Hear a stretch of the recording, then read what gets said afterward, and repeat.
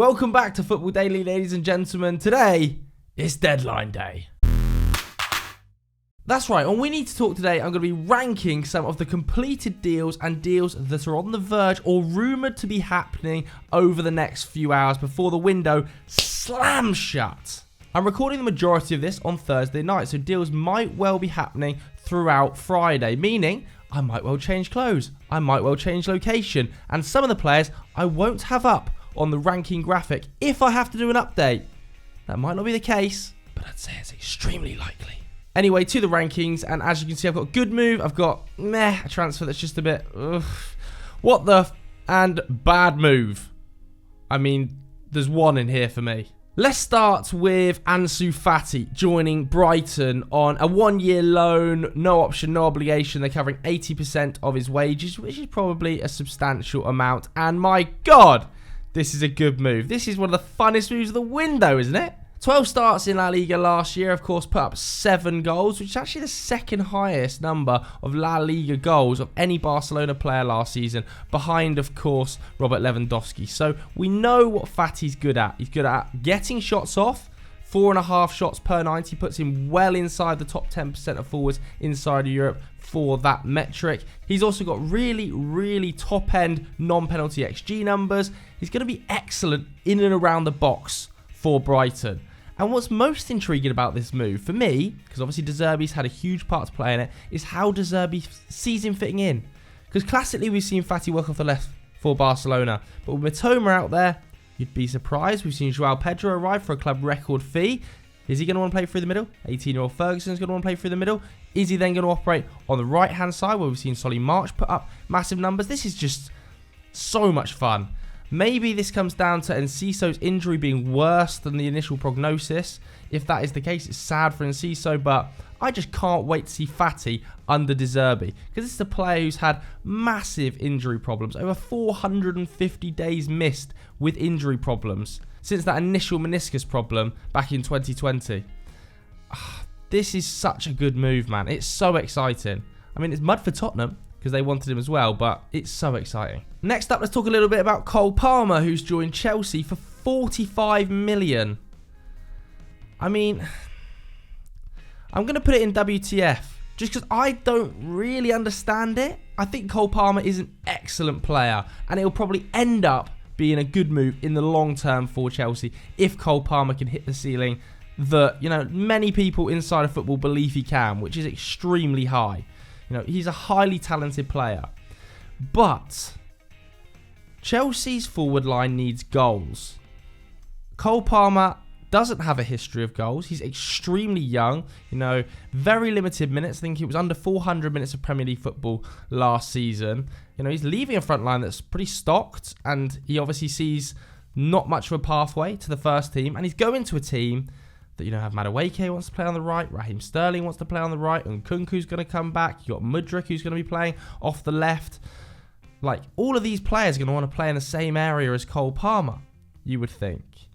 And for me, it's quite interesting that Chelsea have gone and spent 45 million on him, which is an awful lot of money when they've let a lot of academy players go. And this, for me, is an issue with FFP. Because what we're seeing here is an encouragement to sell academy players because they can be sold for 100% profit on the books. And you can buy academy players for other teams for installment payments. You can amortize that payment over 4 or 5 years. And therefore, by selling an academy player and buying somebody else's academy player, on the books, it's a positive. But in terms of the soul of the club, with the likes of Mount, Callum Hudson-Odoi who could play in that area, I don't know. It just seems a little bit sad from a Chelsea perspective. He's going to be a good player, but I don't really see him being a nailed-on starter at Chelsea any more than he was at Manchester City. Maybe he gets a few more minutes. I think it's a massive fee from a Chelsea perspective. From Man City's perspective, this is, 45 million for Cole Palmer. What the Let's move across the city and go to Manchester United, who, as ever, lots of deadline day business and loan moves swirling around there. But we're going to start with the fullbacks, I think. I'm going to move Højbjerg down there because I want to talk about midfielders in a second. Let's start with the fullback situation. Sergi Reguilon and Marco Correa. I think we can probably deal with them both in the meh. From a Manchester United fan's perspective, Luke Shaw's injury is really, really problematic. He's one of United's best players, one of the best fullbacks in the league, in my opinion.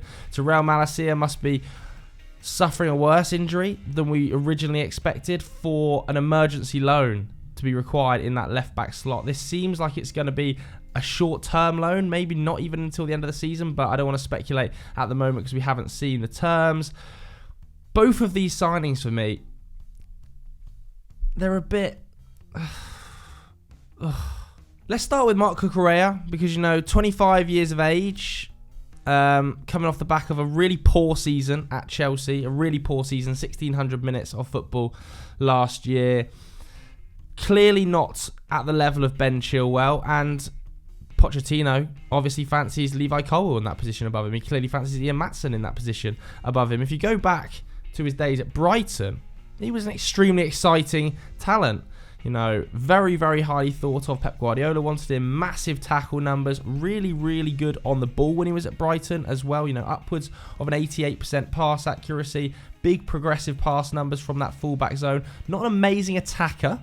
Not going to produce loads of crosses. Not going to create you loads of chances. But really good at inverting. Really good on the ball with his passing. And pretty solid defensively. Sergi Reguilon, we haven't really seen much of him in the last year. His loan at Atletico was just 2 starts. And if you really run the clock back before that, I think it was 2,000 minutes at Spurs. And then the season when he first joined, it was another 2,000. And I remember interviewing Sergi Reguilon back in 2001. Lovely, lovely guy. And there was a lot of positivity about him. But he wasn't able to adapt to the wing-back role that Antonio Conte wanted him to. He wasn't really aggressive enough defending for a Simeone side either. So I'm interested to see what Manchester United want from him. Is he going to invert into those midfield positions? Is he going to be tidy on the ball? We just haven't seen enough of him to make a decision. Both of these players, though, whoever gets signed, I think it'll end up being Reguilon because it's cheaper. And it is a bit... okay. Ugh.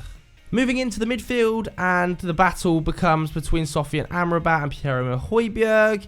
Doogie Critchley, I asked him this question on Monday Vibes. He chose Højbjerg. Patrick Van Straten chose Sofian Amrabat. With a gun to my head, I think I would go Sofian Amrabat. I think that would be a good move on loan with an obligation to buy at 27 years old. Just ticked over 27 years old as well. Upwards of 80 passes per 90 and upwards of a 92% pass completion rate. I think he's in and amongst the best defensive midfielders on the ball in Europe, certainly. His defensive work is humongous as well. Let's not forget in for Morocco the amount of ground he was covering, but in Serie A last season as well, no midfielder covered more ground than him.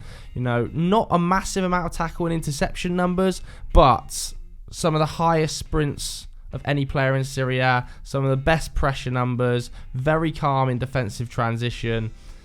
Pretty press resistant. You can see why Ten Hag wants him, having worked with him before. Højbjerg actually profiles fairly similarly. Doesn't have the distance passing that Amrabat has. That's something that sets him aside in terms of switches of play at Fiorentina as well. But he's a very tidy player on the ball, Højbjerg. Pretty good. And as a breakup player alongside Casemiro, who can keep the tempo of the game flowing from United and control the base of midfield, I think he'd be okay. But for 30 million... it is meh. I think Amrabat is the more exciting option for me. I think that will be a good signing. Let's dip into Nottingham Forest then, because there's lots of business being done on the final day there, isn't there? Daniel Taylor at The Athletic talking about new bids going in for Ibrahim Sangare, and it's hard to deny this would be another blockbuster move for a Premier League side. At 25 years old, we've seen him linked with Liverpool, we've seen him linked with Bayern Munich this summer. Pretty much an all-round beast in the Eredivisie and was extremely highly rated at Toulouse as well before he went to PSV. And it's easy to see why. His numbers across the board, they're exceptional. They are. He's an extremely well-rounded, physical midfielder who can play in a number of different roles as a deep lying midfielder, as a ball progressor. He's very, very solid. He's definitely better than the midfield options Nottingham Forest have at the moment. And, when you think about that midfield, if it was partnered alongside Danilo in a 2, very, very excited. Add Ryan Yates or Mangala in there, make it a midfield 3 as well. Hard to beat. A big team with Sangare in there as well. Over £30 million bids going in. This is just, this would be a crazy move. Sangare to Forest. Another potential win, Callum Hudson-Odoi. I think it'd be okay, wouldn't it? I think it would be okay. I think it'd be exciting, but it is not on the level of Fati or Amrabat or Sangare for me in terms of deadline day numbers. You know, big ball progressor in terms of his carries and his passes, actually. Really good passer of the ball, Callum Hudson-Odoi, but not a huge amount of minutes. You know, 600 minutes last season for Leverkusen. I think only once in his professional career has he put up over 1,000 league minutes, and that was like 1,059. So just scraped over the number, but he's still only 22. And with potentially Brennan Johnson leaving, Elanga and Callum Hudson-Odoi to cover those numbers, you know, it could work. Johnson's numbers aren't astronomical. It's not like we're talking about a 20 goal a season player here and a 10 assist player.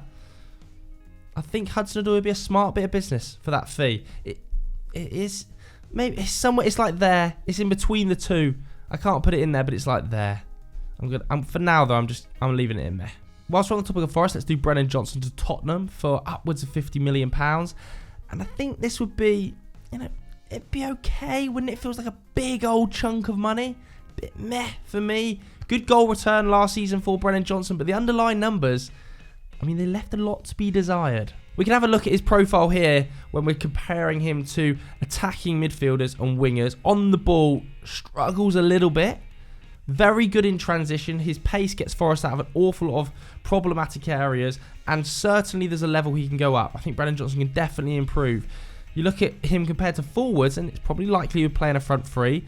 Much more at Tottenham Hotspur, a lot higher with a lot more of the ball, and his progressive carry numbers are really good. In the take-on zone, not too bad, but again, you know, in an Ange system where players' ball retention has to be really good, they have to be able to circulate the ball really well, this needs improving, and maybe that's a function of Nottingham Forest, so I don't want to write Brennan Johnson off, but that definitely needs to improve, and I think maybe Ange is the guy to do that. His work off the ball is excellent, Brennan Johnson. But it's not a move that's got me going, wow, that's unreal. One move that has got me going, wow, that's unreal, I think is Joao Palhinha to Bayern. Like, we've got to talk about it because it's such massive fees. Now, the one time I'm going to predict on this show, because I haven't predicted with any other transfers, I don't see this one happening. I think it'd be crazy for Fulham to let him go this late into the window. I think it's going to be really hard for them to get a replacement in anywhere near his caliber. He's so vital to their side, and he's such a defensive monster. You know, over 5 tackles per 90 last season at points. That's crazy. And clearly Thomas Tuchel wants a destroyer of a 6 to free Joshua Kimmich up a little bit more. Let him join into attacks with Musiala, with Gnabry, Sane, Harry Kane, and then just leave that 6 who can be in there, eat up the ground, tackle everything that moves. I mean, Palhinha is kind of that guy. His on-the-ball work, though, I don't know, not really seen it at Fulham. And maybe, again, like Brendan Johnson, that's a function of how Fulham play, and he's not needing to get on the ball. But when he was at Sporting, you know, also not amazing on the ball numbers, sort of in the 3 progressive passes per 90, sort of 85, 86% pass accuracy. So, not a ball monster, but an off-the-ball machine. It would be a good move. It'd be a big money transfer, this. And it would certainly be the most expensive of deadline day, I would imagine. Sticking with Fulham, and I mean, we've got to talk about him, haven't we? Harrison Reed, if he was to go as well, Fulham can't lose their central midfield pairing from last season. Not after losing Mitrovic. They would go down. They would actually go down. There's only so many miracles Marco Silva can work, and I think he's a really good coach. But if they lose Palhinha and Harrison Reed today, say goodbye to the Premier League. Harrison Reed, obviously, Wolves extremely interested in him. I think this would be a great move for Wolves. From Wolves' perspective, really consistent player. I think he would work well with Gary O'Neill as well. 35 starts last season, 7 goal involvements from midfield as well. Definitely improving. And when you would put him alongside the likes of, you know, Lamina, Gomez, I think that Wolves would have a very solid midfield, even after losing Mateus Nunes. He's very consistent, Harrison Reed. A solid 7 every week, pretty much. But if Fulham lose these two, it's a disaster. For Wolves, I think it'd be a great signing. Sticking with Fulham, Alex Iwobi looks like he's joining the club. And again, I actually think this is a good signing. 7 assists last season in a really underwhelming Everton side. Going to be very interested to see where Marco Silva plays in, because as a midfielder, he profiles really interestingly. You know, his deep-lying progression is a little bit of an underrated skill to Alex Iwobi's game. The ability to get out of pressurised situations, drive his team up the pitch with his excellent dribbling is, you know, it's an asset. It is an asset. I don't think he's as good on the wing. I'll be honest with you. I think he's better in the midfield area than he is out wide, where he's not got that explosive pace in 1v1s. So is Marco Silva thinking of playing him in midfield, or is he a replacement for a Wilson or a Decordova-Reid? I think that's going to be interesting, but I do think it's actually a good signing. Let's go to Liverpool next. Ryan Gravenberch, 21 years old, still only. I think this would be a good signing, a good move, but mainly hypothetically, because I don't really think he's the exact profile Liverpool need. He's not the 6 that Liverpool are craving. He's not the destroyer who's going to sit in front of the back four, protect the lurks of Virgil van Dijk, drop into the fullback areas to cover Trent Alexander-Arnold, and do an awful lot of dog work for the likes of McAllister and Szoboszlai. He's just not. You know, you want Ryan Gravenberch getting on the ball, carrying the ball, his progressive passes and his progressive carry numbers at Ajax and early days in his limited minutes at Bayern, just outstanding. Really hard to get the ball off him. But I feel like it's a waste of his ability to ask him to be this sort of destroying 6. And I also think with the Gravenberch arrival, what does that mean for, you know, Curtis Jones? What does it mean for Stefan Bajcetic, Harvey Elliott? Like, I don't really see the balance. Like, does the midfield become McAllister, Szoboszlai, Gravenberch?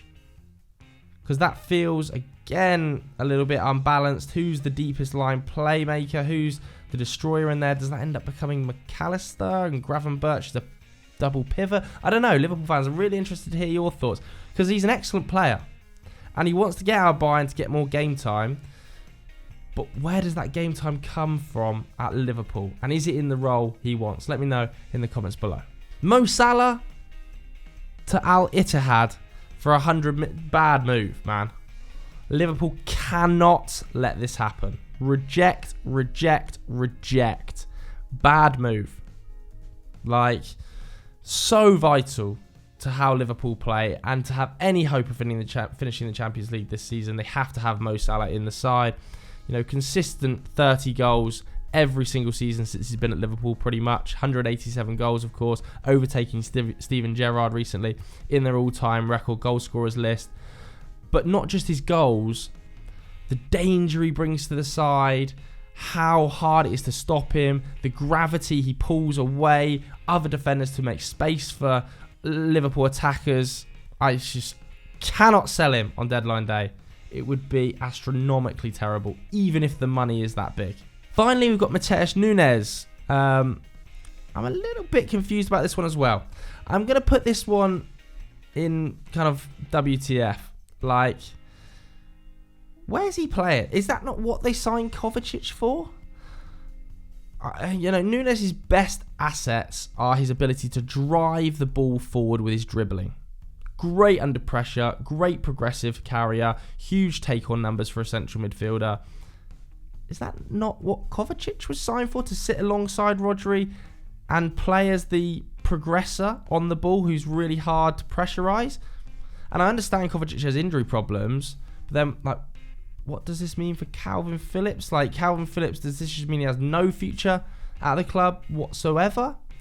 A little bit confused about this one, because also, you know, KDB's got injuries problems, and are we then asking Matheus Nunes to become what KDB has been, which is this sort of creative force to a level we've never seen before? And you can't put that pressure on Matheus Nunes, who's never been a creator in his career. So Pep will make him work. Like, he's going to look amazing under Pep. There's no doubt about it. But I just think for £55 million,